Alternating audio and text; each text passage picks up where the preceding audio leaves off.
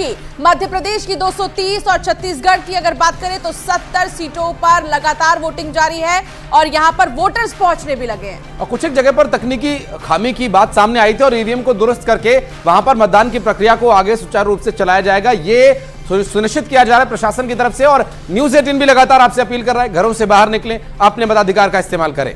और मतदान की तस्वीरें तो लगातार हम आपको दिखा रहे हैं, लेकिन इस बीच मुरैना से एक बड़ी जानकारी, दिमली विधानसभा क्षेत्र में पथराव की जानकारी सामने आ रही है। मुरैना से खबर है, मतदान केंद्र भी आपको बताएंगे कौन सा है। 148 से शायद ये जानकारी है कि पथराव हो चुका है।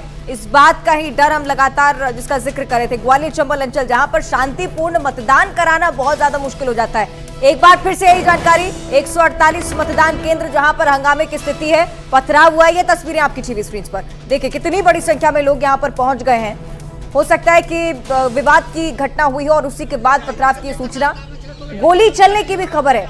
ये महत्वपूर्ण जानकारी, सुरक्षा बलों की तैनाती सुनिश्चित करती हुई कि मामला ज्यादा ना बिगड़े। पुलिस इस बात की पुष्टि नहीं कर रही है कि विवाद किसके बीच हुआ है। नरेंद्र सिंह तोमर दिल्ली से प्रत्याशी आते हैं, आपको ये भी बताएं कि प्रमुख चेहरा है यहाँ पर, लेकिन मुरैना में पथराव की सूचना से एक बार फिर से खौफ का माहौल। तो लगातार ये खबरें, और हमने शुरुआत में ही कहा था जब शैलेंद्र हमारे साथ जुड़े हुए थे कि ग्वालियर चंबल अंचल में इस तरह की खबरों के बिना क्या चुनाव नहीं हो सकते। आज हमें वो करके दिखाना है। लेकिन ये इस वक्त खबर, दिमनी हाई प्रोफाइल सीट हो चली है, पूरे देश की निगाहें केंद्रीय मंत्री नरेंद्र सिंह तोमर यहां से चुनाव मैदान में है। अमित हमारे सहयोगी जुड़े हुए हैं। अमित, क्या कुछ अपडेट? देखिए, बिल्कुल ललित, आपको बता दूं कि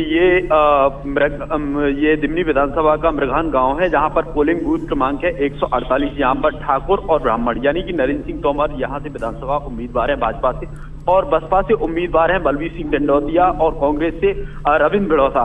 यहाँ पर ब्राह्मण और ठाकुरों में संघर्ष देखने को मिला है, पथराव भी हुआ है और हर्ष फायरिंग का भी मामला सामने आया है, लेकिन अभी तक आधिकारिक पुष्टि कोई अधिकारी नहीं कर रहा है। फिलहाल कलेक्टर एसपी भी मौके पर रवाना हो गए हैं और स्थिति को कंट्रोल करने में लगे हैं, लेकिन दोनों तरफ से ही तनावपूर्ण स्थिति बनी हुई है अभी।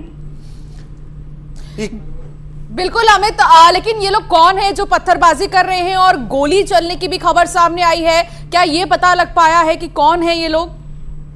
देखिए, अभी तक इस बात की पुष्टि नहीं हो पाई है कि कौन है, लेकिन ये मतदान को प्रभावित करने वाले लोग हैं। यही वजह है कि पुलिस को जैसे ही भनक लगी तो भारी पुलिस बल भी मौके के लिए रवाना हो गया है, क्योंकि पहले से ही पुलिस अधीक्षक और कलेक्टर ने भारी पुलिस बल की तैनाती की गई थी, लेकिन उसके बाद भी इस तरीके की घटना सामने आई है। यही वजह है कि अब फिर से अतिरिक्त पुलिस बल मौके के लिए रवाना हो गया है, लेकिन अभी तक इस बात की पुष्टि नहीं हो पाई है ये कौन है। लेकिन अमित, एक बहुत ही महत्वपूर्ण बात यह कि ये मत प्रक्रिया को कितना प्रभावित कर सकता है, क्योंकि जितनी देर मतदान रुका रहेगा उतनी देर वोटिंग नहीं होगी, परसेंटेज पर भी असर पड़ सकता है। बिल्कुल, देखिए परसेंटेज पर असर देखने को मिलेगा, क्योंकि आधा घंटे से अधिक का समय हो गया है और मतदान प्रक्रिया तमाम ऐसी चीजें जो निश्चित तौर पर एक बड़ी बाधा बनती हुई नजर आती है। बहुत शुक्रिया आपका अमित, फिलहाल पूरी जानकारी के लिए। तो पथराव से जुड़ी हुई ये जानकारी, और जिस प्रकार हम लगातार इस बात का जिक्र करते आते हैं कि ग्वालियर चंबल अंचल में सुरक्षा बलों की तैनाती के बावजूद हर बार चुनाव में इसी प्रकार की तस्वीरें सामने आती हैं। चुनौती कहां आती है, क्यों यहां पर पथराव और हमले जैसी घटनाओं को रोका नहीं जा सकता है, ये एक महत्वपूर्ण प्रश्न खड़ा होता है। पुलिस अभी तक पुष्टि